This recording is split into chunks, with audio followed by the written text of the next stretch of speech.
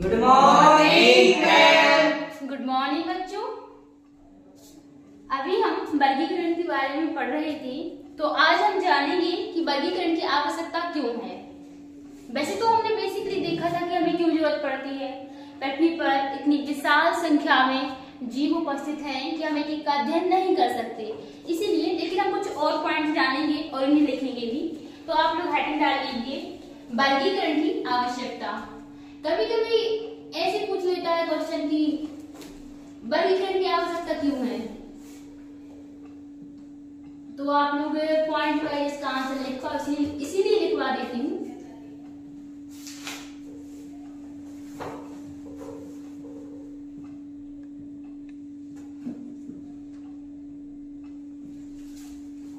देखो, सबसे पहली बात तो ये है कि पृथ्वी पर इतनी विशाल संख्या में जीव उपस्थित हैं, तो हमें उनके अध्ययन के लिए वर्गीकृत करना पड़ेगा। अलग अलग ग्रुप्स में अगर हम बांटेंगे तो हमें आसान होगा। जैसे मान लो कोई नया जीव मिला और हमें उसको कोई नाम देना है, उसको कौन से ग्रुप में रखें, वो किससे उसकी समानताएं मिलती हैं, तो हमें पहले से कुछ पता तो होना चाहिए ना, जीवों के लक्षण पता होने चाहिए, ताकि हम किसी से मैच करके देखें। ये तो कौन सी बात है कि अगर कोई न्यू प्रजाति मिलती है तो हमें पहले से जो प्रजातियां हैं और उस न्यू प्रजाति के लक्षण, जो पहले से जो प्रजातियां हैं उनके लक्षण कितने मैच कर रहे हैं देखेंगे। जैसे मान लो आप लोग, ऐसे समझ में नहीं आ रहा होगा, आप लोग किसी आइलैंड पर गए, किसी आइलैंड पर विजिट के लिए गए हो और वहां पर आपको बिल्कुल इंसानों के जैसे ही दिखने वाली एक प्रजाति मिली, लेकिन वो पूरी इंसानों के जैसे नहीं दिखती है, कुछ बंदर के जैसे थोड़े और थोड़े इंसान के जैसे, थोड़ा सा डिफरेंस है उसमें, ठीक है। तो आप लोग सबसे पहले क्या करोगे, आप उसके जो कैरेक्टर्स है उन सारे कैरेक्टर्स को देखोगे, फिर उन्हें इंसान से मैच करोगे, बंदर से मैच करोगे, और जो और प्रजातियां हैं, करीबी प्रजातियां हैं, उनसे मैच करोगे, और जिससे उसके जो लक्षण सबसे ज्यादा मैच करते हैं, हम बोलेंगे कि ये जो नई प्रजाति है वो इस प्रजाति की मनुष्य के सबसे करीब है। यानी कि अगर हमें उसकी बाकी लक्षणों को समझना है तो हम मनुष्य को एक आधार बना पाएंगे। नई प्रजाति के अगर बाकी लक्षणों को समझना है तो हम मनुष्य को एक आधार बना पाएंगे कि इसके ही जैसी है भाई ये प्रजाति। तो अब हम वर्गीकरण की आवश्यकता पहला पॉइंट लिखेंगे, जीवों की विशाल विविधता।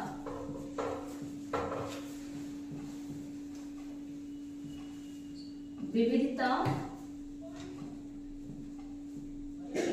व प्राकृतिक संबंधों। प्राकृतिक संबंध मतलब जीव कैसे प्रकृति से जुड़े हुए हैं, कैसे आपस में जुड़े हुए हैं। इन लक्षणों को भी हम किससे समझेंगे, वर्गीकरण से हम क्लासिफाई करेंगे, तो हमें पता चलेगा कि कौन सा जीव किस जीव से विकसित हुआ है, क्योंकि हम एक सीक्वेंस में रखेंगे ना। बोलते हैं भाई, एग्जांपल लेते हैं बार बार कि भाई मनुष्य को बंदर से उत्पन्न हुआ, तो कैसे बोल दिया, अपने आप बोल दिया क्या? नहीं, कुछ ना कुछ ऐसे लक्षण होंगे जो मनुष्य और इंसान के आज मैच कर रहे हैं, जिनसे हमें प्रूफ मिल रहा है कि मनुष्य पहले बंदर जैसा था, है ना। तो जीवों की विशाल विविधता व प्राकृतिक संबंधों का अध्ययन करने के लिए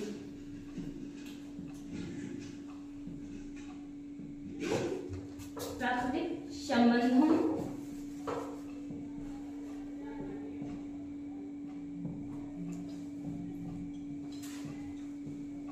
का अध्ययन करने के लिए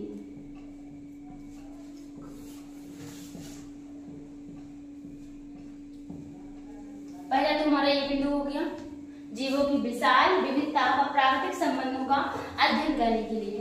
अब दूसरा देखो, यही पॉइंट है कि जीवों की विशाल विविधता। अब ये क्या बनाएगा, अगर हम इसको क्लासिफाई करेंगे, अच्छे से वर्गीकृत करेंगे, तो ये क्या बनाएगा, इनके अध्ययन को आसान बनाएगा।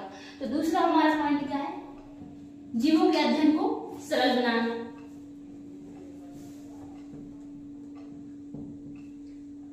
जैसे मान लो एक लाइब्रेरी है और उसमें आपकी सारी क्लास की बुक्स हैं, वो अलग अलग रखी हुई हैं, 11th की अलग, 12th की अलग, 9th की अलग और 10th की अलग। और अगर आपको 12th की बायोलॉजी चाहिए तो आप सीधे कहाँ जाओगे, 12th वाले कॉलम में। आपको ऐसा नहीं पूरी लाइब्रेरी देखनी पड़ेगी कि बुक उठा के फेंक रहा है, ऐसा तो नहीं करोगे ना। ऐसे जीवों के अध्ययन को सरल बनाना, मान लो आपसे बोला है जैसे अभी डायर वुल्फ देखा होगा, वैज्ञानिकों ने पता है क्या किया है, 12,000 साल पहले जो भेड़िए की प्रजाति विलुप्त हो गई थी उसकी भेड़ियों को फिर से जिंदा कर दिया है। इसीलिए ये आर्टिकल्स पढ़ा करो साइंस से रिलेटेड, जिससे आपको नई नई इंफॉर्मेशन मिले। तो ऐसे इनके अध्ययन को सरल बनाना, मतलब अगर कोई जीव हमें पता चलता है इस भेड़िए का अध्ययन करना है तो हम सीधे जाएंगे भेड़ियों वाले सेक्शन में, वहां उसका साइंटिफिक नाम डालेंगे, उसका अध्ययन सारा मिल जाएगा। विकिपीडिया पर जैसे हम लोग डाल के निकालते हैं क्लासिफिकेशन, वैसे ही जीवों के अध्ययन को सरल बनाना। और हमें वहां पहले से ही उसके सारे लक्षण दिए होंगे, वो कैसा दिखता है, क्या उसकी हैबिट्स हैं, इसके लिए भी हमें क्लासिफिकेशन की जरूरत होती है। तीसरा है विकासीय संबंधों को समझना।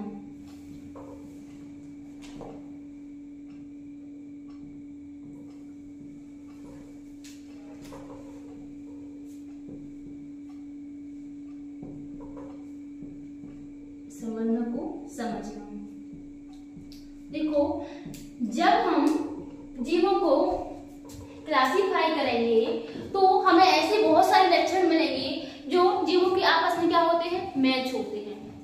जैसे मछलियां हैं, मछलियों की बहुत सारी प्रजातियां पाई जाती हैं, ठीक है।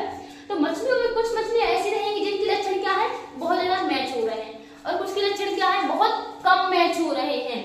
तो जैसे विकासीय संबंध वो संबंध होते हैं कि जीव एक दूसरे से कैसे विकसित हो रहे हैं, ठीक है। बोलते हैं कि पहले जैसे डायनासोर था, इतना बड़ा था, तो डायनासोर और छिपकली है, इनका जो मानते हैं हम लोग डायनासोर छिपकली एक ही जीव से पैदा हुए हैं, जबकि डायनासोर कितने बड़े होते थे, लेकिन उनका जो स्ट्रक्चर है वो कैसा होता था, छिपकली के जैसे ही होता था। देखा अगर डायनासोर को अच्छे से नोटिस किया हो, छिपकली को देखा हो, तो वो दोनों सरीसृप में आते हैं। डायनासोर जहां बने थे क्या थे, सरीसृप थे। तो ये विकासीय संबंध हम अच्छे से क्लासिफाई करके समझ पाते हैं, कैसे एक जीव परिवर्तित होता गया जबकि दूसरा जीव वैसे ही रहा। कैसे देखो, अगर डायनासोर भी आज जीवित होते, अगर उनका इतना बड़ा साइज नहीं होता तो वो आज जीवित होते, कहीं ना कहीं बच जाते, लेकिन क्या था, उनका इतना बड़ा साइज था तो इस कारण वो पूरी प्रजाति उनकी विलुप्त हो गई।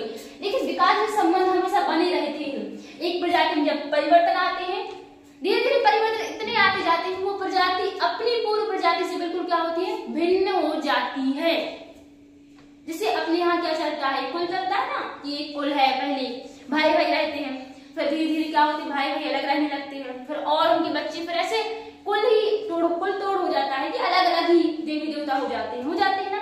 वैसे ही प्रजातियों का वैसे ही समझ लो, इनकी जो प्रजातियां होती हैं धीरे धीरे एक दूसरे से डिफरेंट होती हैं।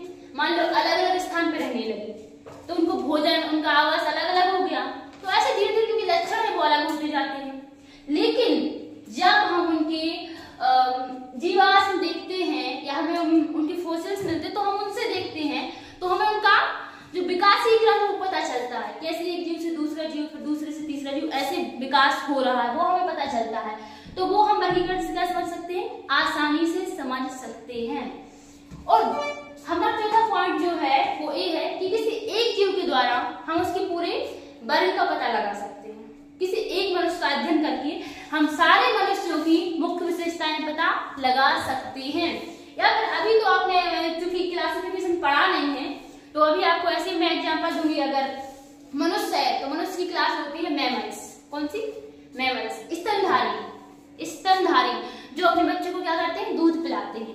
जैसे पक्षी होते हैं वो अंडा देते हैं, या फिर छिपकली वगैरह सरीसृप होते हैं वो भी अंडा देते हैं, लेकिन मनुष्य क्या करते हैं, अपने बच्चों को दूध पिलाते हैं। तो मनुष्य नहीं, बस मनुष्य, अब देखो मनुष्य आ जाएंगे, बंदर आ जाएंगे, गाय घोड़े, ये सब अपने बच्चे को दूध पिलाते हैं, ठीक है, या अंडे नहीं देते सीधे बोले तो इनको हम बोलते हैं मैमल्स या स्तनधारी। तो मनुष्य की जो क्लास है स्तनधारी, अगर मैं सिर्फ स्तनधारी बोला कि सारे स्तनधारी, तो आपको ना सिर्फ स्तनधारी बस बोलने से क्लियर हो जाएगा कि कितने जीवों को इंक्लूड कर रहे हैं। हो जाएगा ना क्लियर कि इसके अंदर स्तनधारी आते हैं तो हमें सारे स्तनधारी ही लेने हैं। हो जाएगा ना क्लियर? तो वही है कि केवल, और अगर मैं बोलूं स्तनधारी की विशेषता बताओ तो फिर आप जो स्तनधारी ग्रुप की जो विशेषताएं हैं उसकी प्रत्येक जीव की विशेषता होगी। चाहे फिर हम ये बोले कि इनके शरीर पे बाल होते हैं तो सारे स्तनधारी सबके शरीर पे क्या होंगे, बाल होंगे ही। तो हम किसी एक जीव दो जीव का अध्ययन करके सारे समूह के बारे में जानकारी दे सकते हैं। किससे? वर्गीकरण से, क्लासिफिकेशन से। तो हमारा यही पॉइंट है कि कुछ प्रतिनिधियों के अध्ययन से संपूर्ण वर्ग की जानकारी प्राप्त करना।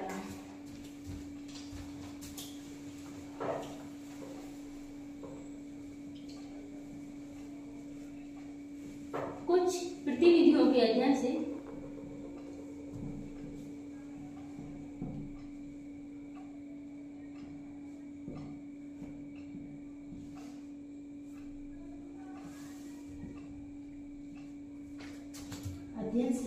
संपूर्ण जीव की जानकारी प्राप्त करना।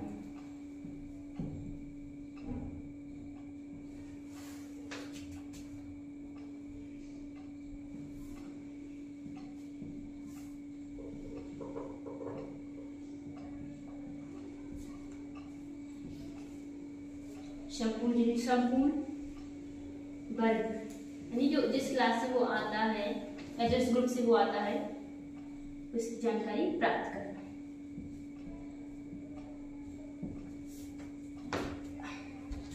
इतना सबको समझ में आ गया? Yes ma'am. किसी को कोई डाउट? No ma'am.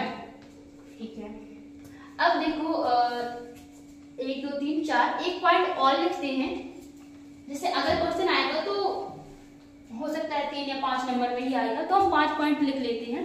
देखो सबसे पहले वर्गीकरण की आवश्यकता है। ऐसा कोई क्वेश्चन आएगा कि वर्गीकरण की आवश्यकता क्यों है, तो डायरेक्ट पॉइंट में नहीं लिखना है। पहले हम सिंपल लिखेंगे वर्गीकरण मतलब क्या है, थोड़ा सा लिखेंगे उसके बारे में, फिर हम एक पॉइंट वाइज करके लिखेंगे हेडिंग डाल के, और इनके अंदर भी थोड़ा इनको समझाएंगे जैसा मैंने आपको अभी बताया था। तो जीवों की पहचान का स्थान देने के लिए, वर्गीकरण को स्थान देने के लिए जीवों की पहचान करने,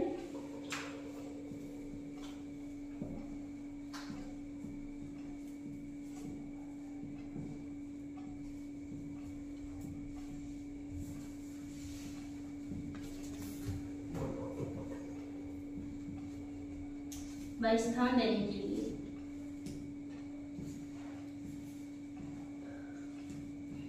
स्थान कहाँ देना है? वर्गीकरण में स्थान देना है हमें कि कौन सा किस क्लास में आएगा, किस जगत में आएगा।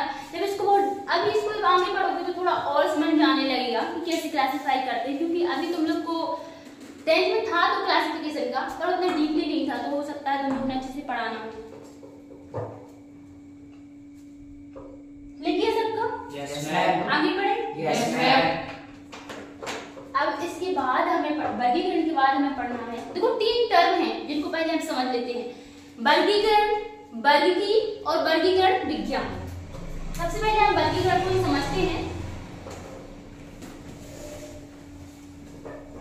तो वर्गीकरण में क्या होता है, सिर्फ और सिर्फ हमें समानताओं या असमानताओं के आधार पर जीवों को अलग अलग समूहों में रखना होता है। इसको इंग्लिश में हम क्लासिफिकेशन बोलते हैं। क्या बोलते हैं? क्लासिफिकेशन। और इसमें बहुत ज्यादा इंक्लूड नहीं करते, इसमें सिर्फ जीवों को समानता या असमानता के आधार पर अलग अलग समूहों में रखते हैं। तो देखो अभी तो लग रहा है कि वर्गीकरण तो हम लिख लेंगे, टफ नहीं है, लेकिन अगर वर्गीकरण या वर्गीकरण विज्ञान आ गया, वर्गीकरण या वर्गीकरण विज्ञान आ गया और आपने इनको अलग अलग मतलब एक समझ लिया, अलग नहीं कर पाए, तो फिर क्या होगी? प्रॉब्लम हो जाएगी। इसलिए इसको लिख लो, एक लाइन में लिखना है बस, जीवों को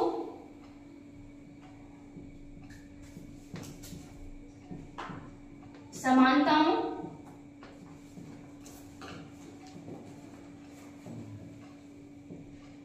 या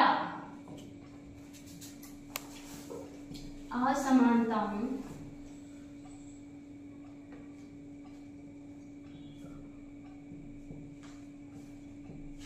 के आधार पर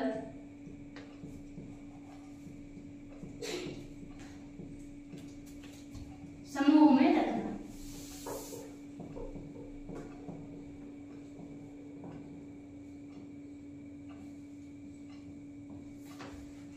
दूसरा हमारा जो शब्द है वो है वर्गीकी, जिसका इंग्लिश टर्म सबसे इंपोर्टेंट है, वो याद रखना ही पड़ेगा, टैक्सोनॉमी। क्या? टैक्सोनॉमी।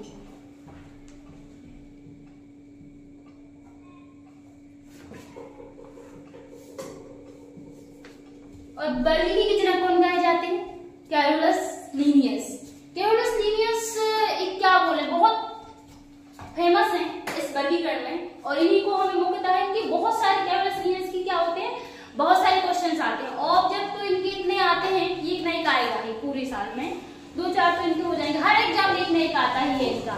जैसे वर्गीकरण का जनक कौन है, फादर ऑफ टेक्सोनॉमी कौन है, यही आ गया, तो आप क्या लिखोगे, कैरोलस लीनियस। इनके बारे में जब हम वर्गीकरण पढ़ेंगे, नामकरण पद्धति उसमें पढ़ेंगे हम इनको डिटेल में।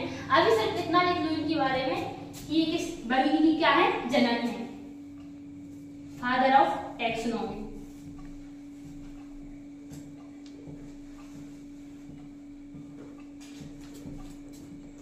Carolus Linnaeus.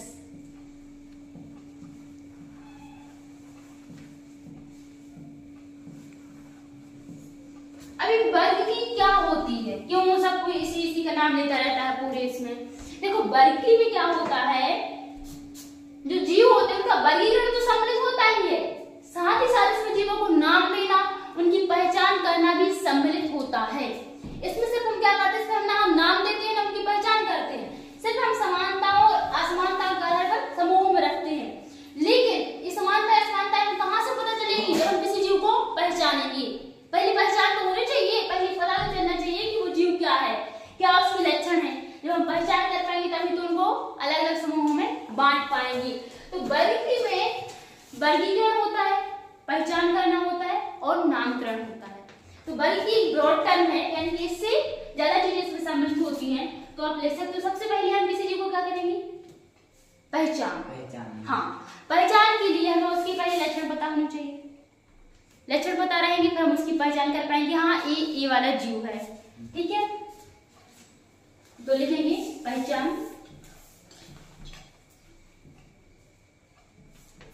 नामकरण, नाम देंगे हम उसे, वर्गीकरण।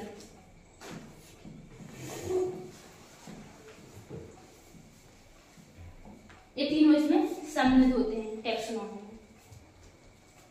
इतना सब क्लियर हो गया? Yes ma'am. Yes ma'am. आगे बढ़ सकते हैं? Yes ma'am. ठीक है।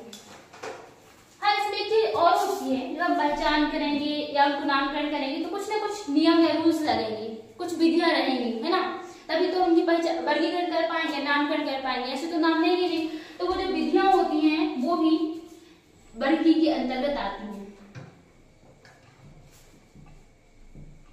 इनमें प्रयुक्त विधियां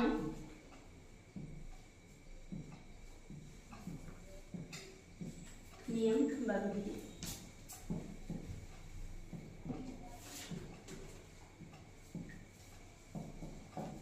आगे आप पढ़ोगे कि कैसे हम जब नामकरण करते हैं तो कौन कौन से नियम लगते हैं, उनको लिखते हैं तो उसके भी नियम होते हैं।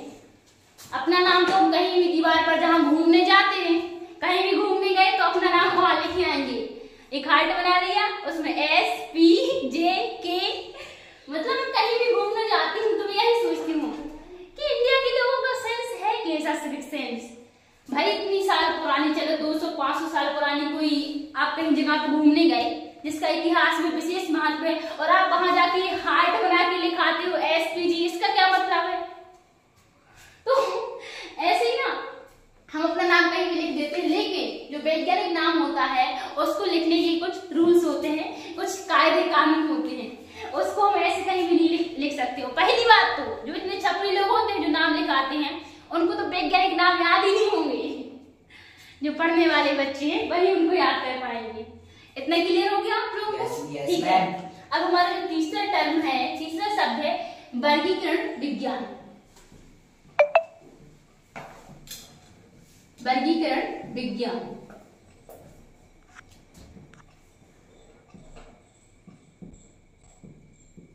सिस्टेमैटिक्स, इसका इंग्लिश नाम भी आपको याद रखना है। सिस्टम, कुछ तो समझ में आ रहा है सिस्टम से। सिस्टम क्या होता है? अभी तक इतना तो देखा होगा कि भाई सीक्वेंस वाइज हम चलते हैं, एक सिस्टम बना लेते हैं हम लोग, ठीक है। तो जो वर्गीकरण विज्ञान होती है इसमें अभी हमने जीवों की पहचान कर ली, नामकरण कर लिया, वर्गीकरण कर लिया, तो वर्गीकरण तो इसके अंदर आती ही आती है, साथ ही साथ इसके अंदर इन जो जीवों के बीच जो संबंध होते हैं उन संबंधों का भी अध्ययन किया जाता है। अभी हम हर एक जीव को क्या पढ़ रहे थे, हम उनके बीच में संबंध नहीं देख रहे थे, हम उनकी पहचान करते थे, नामकरण करते थे और उनको अलग अलग वर्गों में क्लासिफाई करते थे। लेकिन अब उन जीवों में आपस में क्या संबंध है वो भी हमें क्या है पढ़नी है। तो उसकी दिशा से क्या होता है, वर्गीकरण विज्ञान होती है। बेटा आपको समझ में आ रहा है? Yes ma'am. ठीक है, अगर कोई भी डाउट है तो आप पूछ सकते हो, ठीक है, कोई प्रॉब्लम नहीं है। कहीं भी कोई डाउट है तो आप पूछ सकते हो। तो हम इसको लिखेंगे,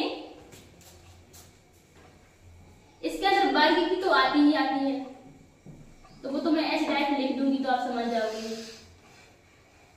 साथ ही साथ जीवों के जो विकासीय संबंध होते हैं वो भी आते हैं।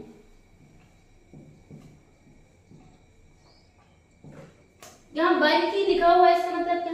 पहचान, नामकरण और वर्गीकरण, प्रयुक्त नियम पद्धतियां, ये सब कुछ इसमें आते हैं। अब ये अतिरिक्त है इसमें कि जो क्यों इसको इससे अलग बनाता है, ठीक है। तो जीवों के जो विकासीय संबंध होते हैं वो भी इसमें आते हैं।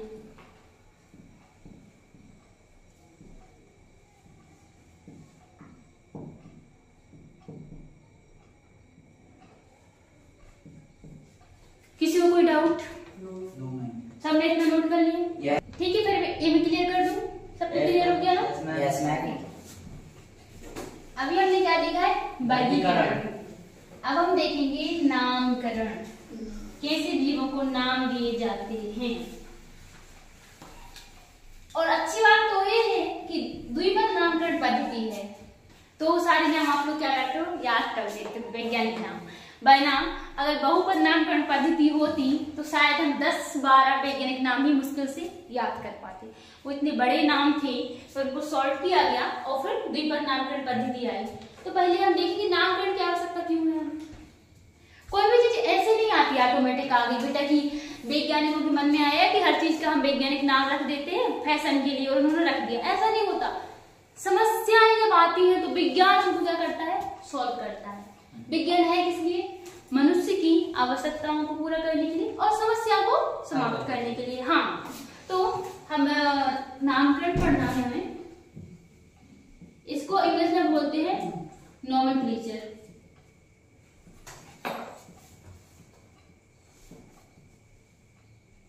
नोमेनक्लेचर। अब देखो नामकरण की आवश्यकता हमें इसलिए होती है, जो स्थानीय नाम होते हैं या देशीय नाम होते हैं, जैसे एक एग्जांपल से हम समझें, गौरैया। हमारे यहाँ एक गौरैया नाम की चिड़िया होती है, सबने देखा हो गौरैया को। किसने नहीं देखा बताओ? सबने देखा इस गौरैया को? हाँ, इस गौरैया को इंग्लैंड में क्या बोलते हैं, हाउस स्पैरो। इस गौरैया इंग्लैंड में क्या बोलते हैं, हाउस स्पैरो, ठीक है। फिर इसको अगर हम और देखें कहीं अलग अलग भाषा में अलग अलग बोलते हैं, जैसे इसको स्पेन में बोलते हैं पार्डल। क्या बोलते हैं, पार्डल। हम लिखते हैं इसकी नाम गौरैया, कहाँ बोलते हैं, भारत में। House sparrow.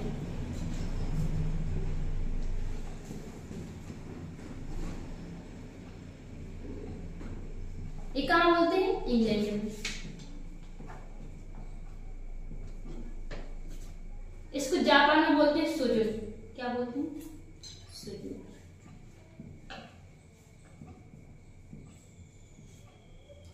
हॉलैंड में बोलते हैं इसको मुस। क्या बोलते हैं, मुस।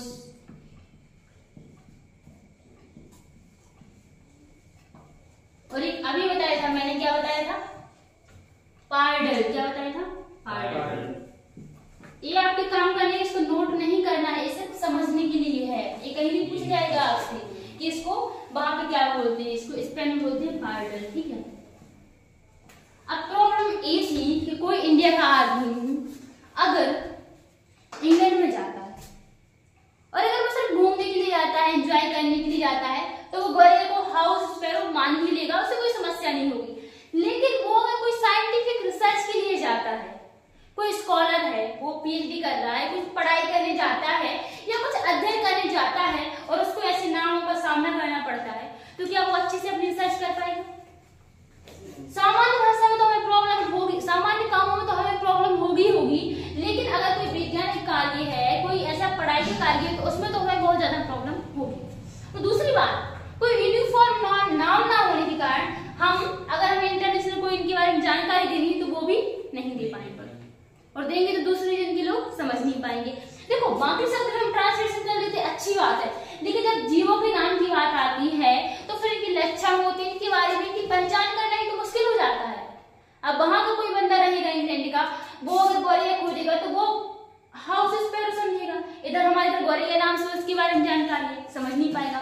तो इसी समस्या को दूर करने के लिए वैज्ञानिकों ने सोचा कि चलो क्यों ना हम संसार के समस्त जीवों को, मतलब जीवों की जो प्रजातियां हैं सीधा सा, जैसे मनुष्य है तो हर मनुष्य को थोड़ा नाम देना, पूरी प्रजाति में एक नाम देना है कोई, तो उन्होंने सोचा क्यों ना हम सभी प्रजातियों को, सभी स्पीशीज को कोई नाम दे देते हैं, एक ऐसा नाम जिस पर ना कोई विवाद हो और पूरे संसार में वो एक समान रूप से मान्य हो, या सीधा बोले यूनिवर्सल हुआ, यूनिवर्सल तो नहीं लेकिन वर्ल्डवर्सल तो वही कम से कम, इंटरनेशनल नेम भी कहते हैं। हाँ, तो इंटरनेशनल अंतरराष्ट्रीय जो नाम होते हैं वही, यही नामकरण की आवश्यकता थी। और कभी कभी ऐसा होता है क्षेत्रीय भाषा में दो नाम होते हैं, तो दो जीव होते हैं तो हम एक ही नाम से जानते हैं, भाई इस रीजन में उसी को कुछ और बोला जा रहा है, उसको ये तो हमने देख लिया। लेकिन कई बार से कैचुआ होता है, एस्केरिस होता है, तो कई बार हम एस्केरिस को भी कैचुआ ही समझते हैं हमारे यहाँ, उसको क्लासिफाई नहीं करते हैं। हाँ, अर्थवर्म और एस्केरिस को हम लोग एक ही बोल देते हैं, कैचुआ ही है वो। तो ये चीजें भी नाम हो, इसके लिए हमें नामकरण की क्या होती है, आवश्यकता होती है। अब ये तो मैंने समझाने के लिए लिखा था, इसको नोट करने की आवश्यकता नहीं है। अब नामकरण है तो सबसे पहले ऐसा तो है नहीं कि कोई भी चीज शुरुआत होती है तो वो परफेक्ट ही हो जाए, ऐसा तो नहीं होता है। तो जब नामकरण हुआ तो पहले एक पद्धति सजेस्ट करी गई, बहुपद नामकरण पद्धति, जिसमें क्या होते थे, बहुत सारे ऐसे शब्द होते थे किसी एक जीव का नाम देने के लिए। तो पहली कौन सी पद्धति आएगी, बहुपद नामकरण पद्धति।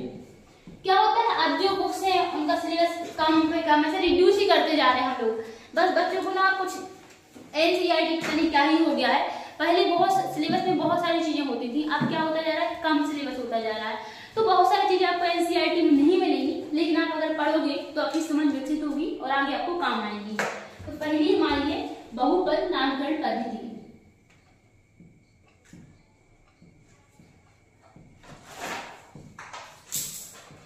नामकरण पद्धति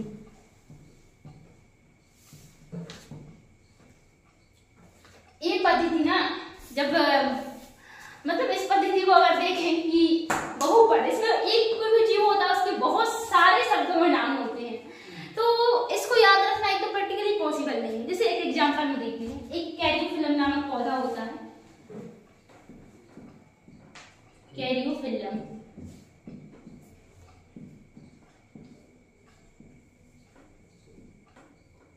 इसका अगर हम नाम इस पद्धति के हिसाब से देखें तो क्या होता है, सबसे पहले तो यही आएगा कैरियोफिलम,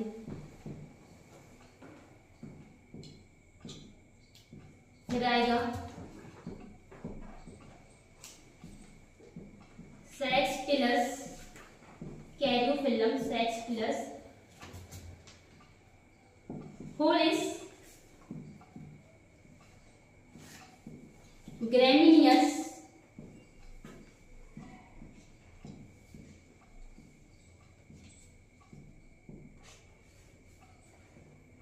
अम्बिलेटिस,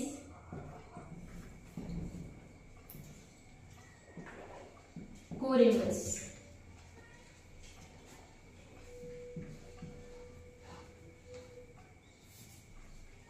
अब एक बार बताओ, इतने बड़े नाम को आप लोग कैसे रख पाओगे? इसका एक ही नाम है। हाँ, ये इसका एक ही नाम है, इसका नाम है कैरियोफिलम का। तुम लोग टेंशन मत लो, हमें ये नाम नहीं हुए, अब ये चेंज हो गई पद्धति, ये पहले आई थी।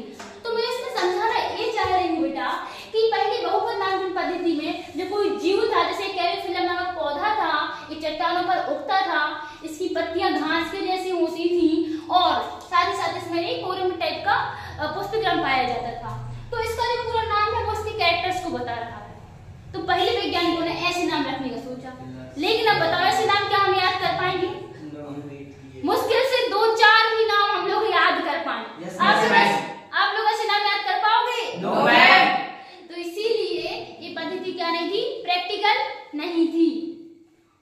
ये तो वैसे ही हो गया, वो नाम बताता है अपना मूवी में गोवा जाते हैं तो बोला भाई उतरो गाड़ी में से, नाम नहीं सुन सकते, ऐसे ये नाम है कि हम ना ये नाम याद नहीं कर सकते। मैम चिन्ना स्वामी हाँ बिल्कुल वही कि इतना बड़ा नाम ना हम बोलते हैं साइंस लेना ही नहीं है। मुझे लगता है आधे से बच्चे तो ये नाम पढ़ के ना पहले साइंस छोड़ देते, तो इसीलिए ये नामकरण पद्धति क्या हो गई, खारिज हो गई कि ये प्रैक्टिकली नहीं थी। अब चूंकि ये पद्धति लागू नहीं हो पाई, इसीलिए एक दूसरी पद्धति है जिसको बोलते हैं द्विपद। जी ये किस सन में वो हुई? इसका कोई ऐसा स्पेसिफिक नहीं है कि एक सन में आई थी या किसी साइंटिस्ट ने दिया था। ये जैसे कैरोलस लिनियस है तो स्टार्टिंग में इन्हीं के द्वारा किया जा रहा था, तो उन्हीं ने नाम ऐसे दी हुई थी पद्धति। लेकिन चूंकि ये पद्धति रद्द हो गई थी तो इसके बारे में इतना नहीं है इसका ऐसा कि कोई एक साल स्पेसिफिक दी गई और किसी एक बंदे ने ही दी है, ऐसा नहीं था। ये वैज्ञानिकों ने ऐसा सोचा था कि ऐसा हो सकता है, लेकिन जब ये खारिज हो गई, ये प्रैक्टिकल नहीं थी, तो फिर इसीलिए द्विपद नामकरण पद्धति आई।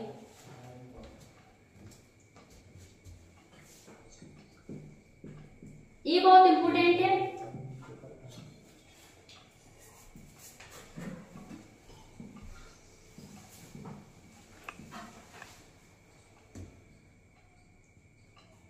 द्विपद नामकरण पद्धति सबसे पहले जो द्विपद नामकरण पद्धति है, इसका जो वर्णन है वो गैस्पार्ड बाउहिन की एक बुक है पाइनेक्स, उसमें मिलता है। 1623 में उन्होंने जो बुक लिखी थी उस बुक में इसका वर्णन मिलता है। लेकिन चूंकि क्या होता है, हम तभी उन चीजों को मानते हैं जब कोई इंसान उस चीज को फेमस कर दे। जैसे एग्जाम्पल लेते हैं, गुरुत्वाकर्षण बल है, तो ऐसा नहीं था कि पहले गुरुत्वाकर्षण बल नहीं था, लेकिन न्यूटन ने उसके पीछे लॉजिक दिया, उसको पूरे विश्व में फेमस किया। तो हम जब हमारे मन में गुरुत्वाकर्षण आता है तो क्या होते हैं, न्यूटन को ही मानते हैं। लेकिन उसके पहले वो चीजें थी।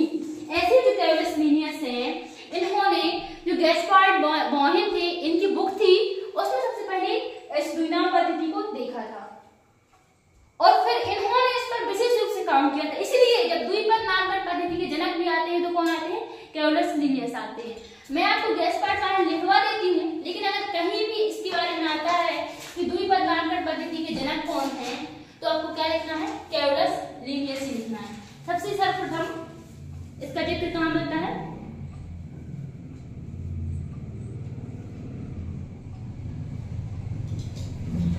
गैस्पार्ड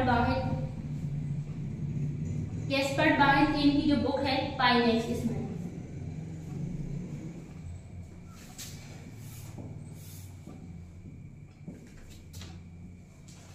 पाइनेक्स पुस्तक में इसका जिक्र मिलता है।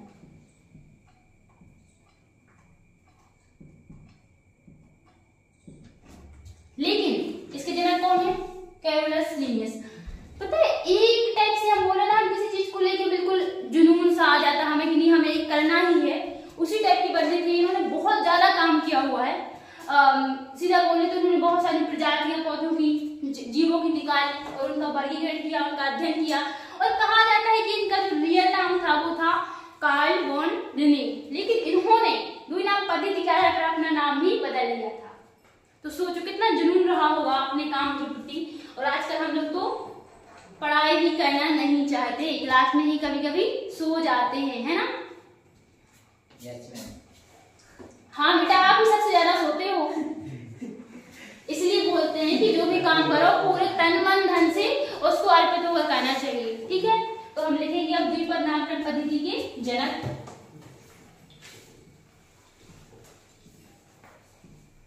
Carolus Linnaeus.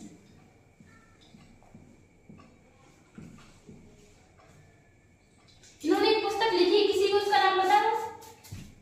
No ma'am.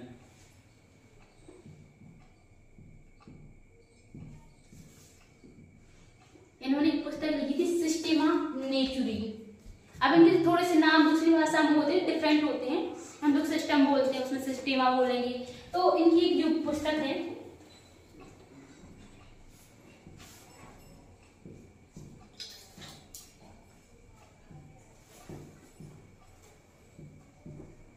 इसमें इन्होंने देखो, इनकी पुस्तक भी आती है कि इन्होंने कौन सी पुस्तक लिखी है या सिस्टेमा नेचुरी किसकी है। तो ये ऑब्जेक्ट में आ सकता है, बहुत इंपोर्टेंट है, तो ये भी याद रखना है, ठीक है? इन्होंने अपनी पुस्तक में बहुत सारे जो जीव हैं और जीव जंतु हैं और पेड़ पौधे हैं, उनका वर्गीकरण किया हुआ है। इतना सब क्लियर हो गया? Yes, ma'am. अब हम द्विपद नामकरण पद्धति में और क्या क्या इंक्लूड करते हैं वो पढ़ेंगे, ठीक है? Yes ma'am. एक सब कर लिया तो ये मैं मिटा दूं? Yes, ma'am. ठीक है।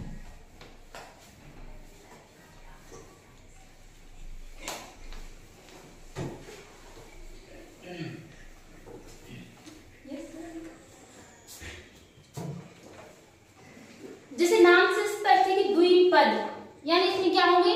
सिर्फ दो ही शब्द होंगे।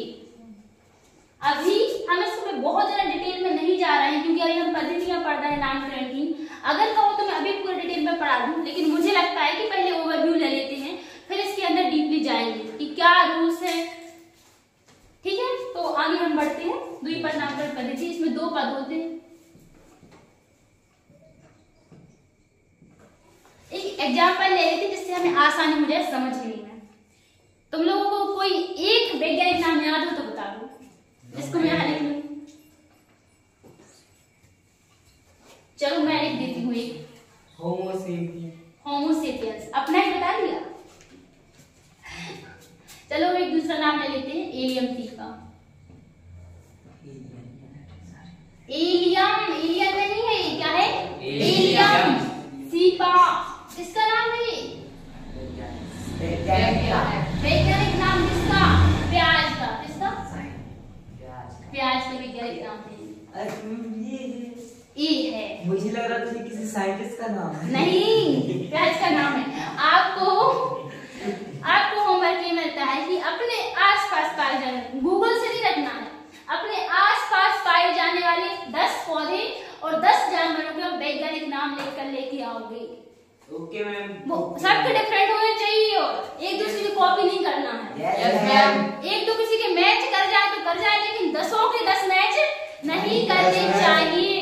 Yes, और दूसरी ma'am. बात, गूगल से नहीं निकालोगे, जो आसपास जीव जंतु पाए जाते हैं पहले उनके सामान्य नाम लिखोगे। जैसे एग्जांपल हमने दिया गाय, तो पहले उसका सामान्य नाम लिखोगे, फिर वो इंडिया की अगर गाय है तो उसका नाम क्या होगा तो वो लिख के लेके आओगे, ठीक है? हमारे घर जो प्रजातियां पाई जाती है उनका। Yes, ma'am. होमवर्क अच्छे से नोट कर लो अभी, बाद में ये मत बोलना मैम मैं भूल गया था। मैम कर लिया। हाँ, नोट कर लिया, ठीक है? अब जो दो पद होते हैं उनमें से जो पहला पद होता है, जैसे दो शब्द होते हैं, एक ए है एलियन और सी का। अब जो पहला शब्द होता है वो होता है वंश। किसका? वंश का। जो एलियन है वो प्याज का क्या है? वंश बता रहा है। मैं समझ में नहीं आया। अभी समझ में इसे देखो, वैज्ञानिक नाम में दो पद होते हैं, एलियम और सीपा। जैसे एक हमने एग्जांपल लिया प्याज का नाम है, ठीक है? अब दो शब्दों से मिलकर नाम बना होता है वैज्ञानिक नाम। इतना बड़ा तो नहीं होता है, ये दो पद वाला छोटा होता है। अब इसमें जो पहला शब्द होता है, पद नहीं कर शब्द कर दो, शब्द वरना तो समझ नहीं आएगा, शब्द कर दो। चलो लो, अब दो शब्द जो होते हैं, इनमें जो पहला शब्द होता है वो जो कोई भी जीव होता है उसके वंश को बताता है। जैसे प्याज का वंश क्या होगा, इसमें देख के बताओ। एलियम। वेरी गुड, क्या होगा? एलियन। और दूसरा जो पद होता है वो उसकी स्पीशीज को या जाति को बताता है। अब आप बोलोगे अभी वंश और जाति क्या होते हैं, तो अभी थोड़े से वेट करो, थोड़ा सब्र करो। अभी आप वर्ग की पदानुक्रम पढ़ोगे, उसमें आपको ये बताया जाएगा वंश क्या होते हैं, जाति क्या होती है, क्या इससे आगे फैमिली क्या होती है, सब बताया जाएगा, ठीक है? लेकिन चूंकि पहले ये है आपको, तो इसलिए पहले मैंने सोचा एक ओवरव्यू इसका दे दूं। और दूसरी बात क्या होती है, जब भी कभी हम वैज्ञानिक नामों को लिखते हैं, ये हमारी भाषा के नहीं होते, ना इंग्लिश के होते हैं, इसलिए इतने अजीब लगते हैं। ये किस भाषा में होते हैं? लैटिन भाषा में, या कभी कभी ग्रीक भाषा में होते हैं। अब बोले हम लैटिन भाषा ही क्यों ली, इंग्लिश ले लेते इससे अच्छी, तो कम से कम हमें थोड़ी बहुत तो आती है। भाई ये लैटिन तो हम जानते ही नहीं है, तो इसीलिए लैटिन लिए कि वो हम जानते नहीं है। और जब किसी भाषा को कोई नहीं जानता है, बहुत कम लोग जानते हैं, तो उसको हम मृत भाषा बोलते हैं, जो बड़े एरिया में नहीं बोली जाती, गिने चुने लोगों के द्वारा ही बोली जाती है। अब जो ऐसी भाषा है जो किसी बड़े एरिया के द्वारा नहीं बोली जाती, तो उसमें चेंजेस भी नहीं होंगे। 10-12 लोग कितने चेंजेस करेंगे, लेकिन अगर कोई बहुत बड़ी जगह में कोई भाषा बोली जाती है तो उसमें बहुत सारे चेंजेस हो सकते हैं। तो लैटिन भाषा क्या है? मृत भाषा है। मृत भाषा मतलब उसमें परिवर्तन नहीं होने हैं, तो उसी भाषा में ये नाम रखी जाती है। कहीं से भी उत्पत्ति क्यों ना हो इनकी, लेकिन इनका क्या किया जाता है? लैटिनीकरण ही किया जाता है। लैटिन का उसमें टेक्स्ट तो दिया जाएगा। हम उनको उन्हीं लैटिन भाषा के शब्द ही मानते हैं। इतना क्लियर हो गया? Yes ma'am. अब इसके कुछ और सिंपल से रूल्स हैं कि जब हम इनको प्रिंट करते हैं इन नामों को तो इस तिरछे प्रिंट होते हैं, नॉर्मल प्रिंट। जैसे ये मैंने लिखा जाति, ये वाला, तो ऐसे नहीं, जो प्रिंट होंगे तो थोड़े तिरछे ऐसे करके थोड़े तिरछे में लिखा जाता है ना, इटैलिक फॉर्म, मोस्ट फॉर्म में लिखी जाती है। और अगर हम इनको हम हाथ से तिरछा लिखेंगे तो अच्छा नहीं लगेगा, तो जब हाथ से लिखते हैं हम तो अंडरलाइन किया जाता है। क्या किया जाता है? अंडरलाइन किया जाता है।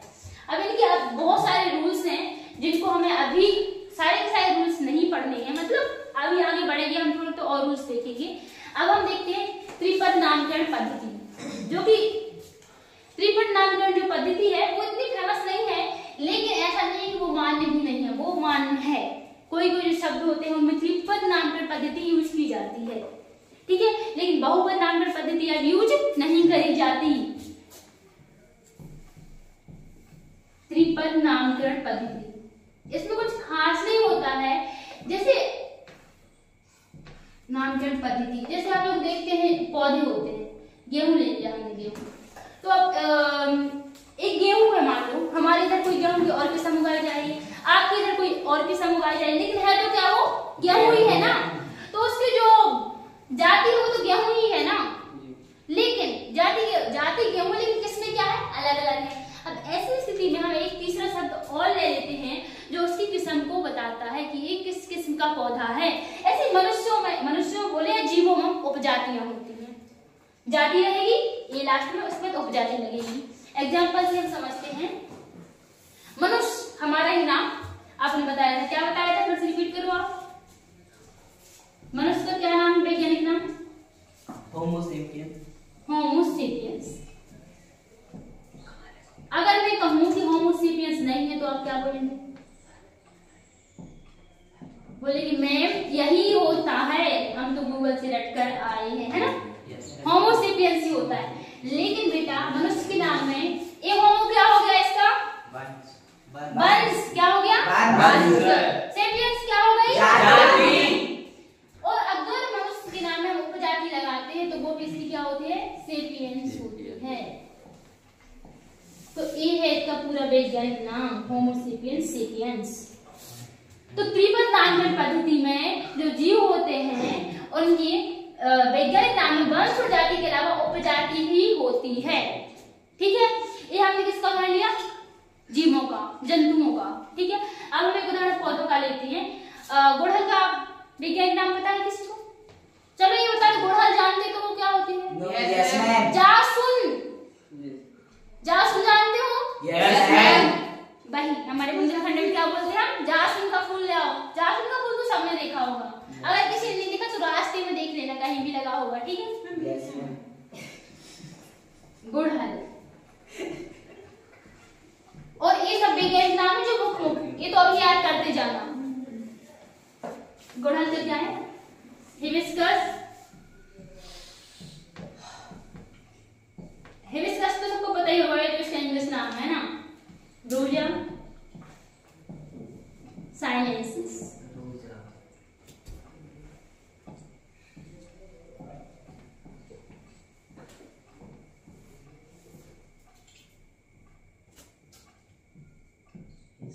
हाँ, इसमें हिबिस्कस क्या बता रहा है? इसका वंश। रोजा क्या बता रहा है? इसकी जाति। और साइनेंसिस जो है वो इसकी किस्म बता रहा है, कौन सी किस्म का एक फूल है। गुड़हल में बहुत सारे कलर होते हैं, अलग अलग किस्म की गुड़हल होती है, तो ये साइनेंसिस वाली क्या है हमारी, जो रेड कलर की गुड़हल होती है वो। क्लियर हो रहा है इतना सबको? Yes ma'am. तो इसमें लिख लेना, उपजाति या किस्म जुड़ जाती है।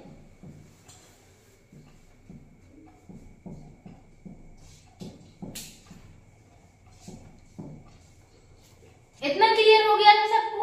Yes ma'am. तो आज हमने जो पढ़ा उसका हम एक रिवीजन कर लेते हैं, शॉर्ट एक रिवीजन कर लेते हैं कि सबसे पहले हमने क्या देखा था?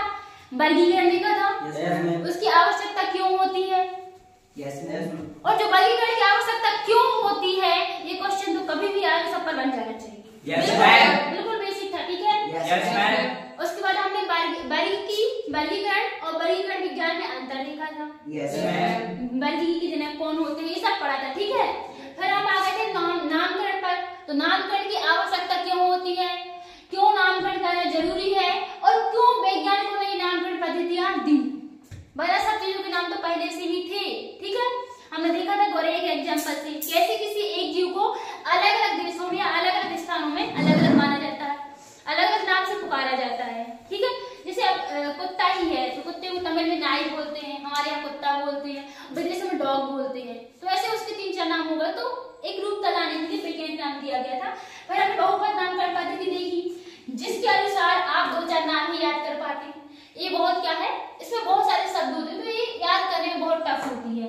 फिर हमने द्विपद नामकरण पद्धति देखी जो आज मान्य है। इसका सबसे पहले जिक्र मिलता है गैस्पार्ड वायन की जो बुक है पाइनेक्स उसमें, लेकिन चूंकि कैरोलस लीनियस थे, इन्होंने ही इसको फेमस किया हुआ था या इन्होंने इस पर ज्यादा अध्ययन किया हुआ था और लोकप्रिय बनाया था, तो इसलिए इन्हीं को इनका जनक कहा जाता है। कैरोलस लीनियस को द्विपद नामकरण पद्धति का जनक कहा जाता है। और इनकी जो पुस्तक सिस्टेमा नेचुरी थी, इसमें इन्होंने बहुत सारे पेड़ पौधों की और जंतुओं की प्रजातियों का क्या किया है, वर्णन किया हुआ है। फिर हमने देखा कैसे द्विपद नामकरण पद्धति में नाम रखे जाते हैं। 2 शब्द होते हैं जिनमें पहला वंश को दर्शाता है, दूसरा जाति को दर्शाता है। जैसे होमोसेपियंस, होमो वंश है, सेपियंस जाति है। आम का नाम सबको याद होगा मैंजीफेरा इंडिका में, मैंजीफेरा किसको वंश को दर्शाता है, इंडिका उसकी जाति होती है। तो ये क्लियर हो गया। फिर हमने त्रिपद नामकरण पद्धति देखी जिसका कभी कभी किन्हीं विशेष जो जीव होते हैं उनके नाम के लिए प्रयोग किया जाता है। मनुष्य में से होमोसेपियंस सेपियंस, गुड़हल में हिबिस्कस रूडेस साइलेंसिस। अब तो क्या है, होमोसेपियंस सेपियंस अभी का जो मनुष्य है उसका नाम है, लेकिन देखो पहले और भी टाइप के हमारा जो विकास हुआ है उसमें बहुत सारे प्रकार के मानव रहे हैं। जब आप विकास वाला अध्याय पढ़ोगे तो उसमें देखोगे कि मनुष्य जो आज का मनुष्य वो डायरेक्टली बंदर से उत्पन्न नहीं हो गया है, विकास की बहुत सारी अवस्थाएं रही हैं। फिर हमने गुड़हल का देखा था कि इसमें जो तीसरा नाम पौधा होता है वो किस्म को दर्शाता है। इतना कंफर्म हो गया, क्लियर हो गया, सबको याद हो गया नहीं? रटना तो बिल्कुल नहीं, समझना है। लेकिन चूंकि वैज्ञानिक नाम को रटने के लिए ही बने हुए हैं, अब इनमें एएमसी में आप क्या ही समझ लोगे। कुछ नाम होते हैं जिन नामों के अर्थ से आप, जैसे हिबिस्कस, तो इंग्लिश नाम में इसका क्या होता है, हिबिस्कस होता है। तो ये हाँ आप समझ सकते हो कुछ, लेकिन जो आपने कभी इनकी हिस्ट्री भी नहीं पढ़ी है, अब एलियमसी वगैरह ऐसे नाम तो आप याद कर लीजिएगा। अगर हम इनको, ऐसा नहीं कि इनका अर्थ नहीं होता है, लेकिन अगर हम हर नाम इन नामों को डिटेल में जाएंगे तो फिर तो हमें 10-15 और क्लास इन्हीं के लिए चाहिए पड़ेगी, ठीक है। तो हमें अपना सिलेबस में तो देखना है। कंफर्म ये सबको क्लियर हो गया। अब हमें कल क्या पढ़ेंगे, आज का तो हमारा टाइम हो गया है। मैंने तो सोचा था कि आज और बहुत सारा पढ़ाऊंगी, लेकिन टाइम हो गया है। तो देखो कल हम पढ़ेंगे द्विपद नामकरण पद्धति है जो सर्वाधिक मान है, इसको बिल्कुल डिटेल में पढ़ेंगे। कैसे इसमें नाम दिए जाते हैं, क्या और नामों के लिखने के नियम होते हैं और कौन ये नाम देता है। सबके हमारे तुम्हारे दिए गए नाम तो मान्य नहीं होंगे, कुछ ना कुछ संस्था होंगी तो वो इनको नाम देती है, तो वो पढ़ेंगे सब, ठीक है मैम। कुछ मोटिवेशन लाइन, मोटिवेशन, ठीक है। तो मुझे ऐसा मोटिवेशन क्या बोले, मोटिवेशन की यही है कि अपने आप को ना कभी बहुत क्या बोले, ऐसा मत समझना कि हमें सब कुछ आता है, हम बिल्कुल गुरु ही बन गए हैं। अब हमेशा अपनी कमियों को देखो और उनमें सुधार करो। इसके लिए मैंने कहीं लाइन पढ़ी थी, 4 लाइन कहीं पढ़ी थी, वो मेरे फोन में भी बताती हूँ तुम लोग को, ठीक है। Yes ma'am. मैंने अभी तो निकाला, हाँ मैं पढ़ती रहती हूँ, कभी तो कुछ अच्छा लगता है तो निकाल लेती हूँ। चलो तुम लोग को बताती हूँ। गुजरते लम्हों में सदियां तलाश करता हूँ, गुजरते लम्हों में सदियां तलाश करता हूँ, प्यास इतनी है कि नदियां तलाश करता हूँ। गुजरते लम्हों में सदियां तलाश करता हूँ, प्यास इतनी है कि नदियां तलाश करता हूँ। यहाँ पर लोग गिनाते हैं, यहाँ पर लोग गिनाते हैं खूबियां अपनी, मैं अपने आप में कमियां तलाश करता हूँ। एक अच्छे स्टूडेंट के लिए एक पॉजिटिव तरीके से लर्न चाहिए, हमेशा अपनी कमियां ढूंढो और उन पर काम करो, ठीक है। धन्यवाद, जय हिंद।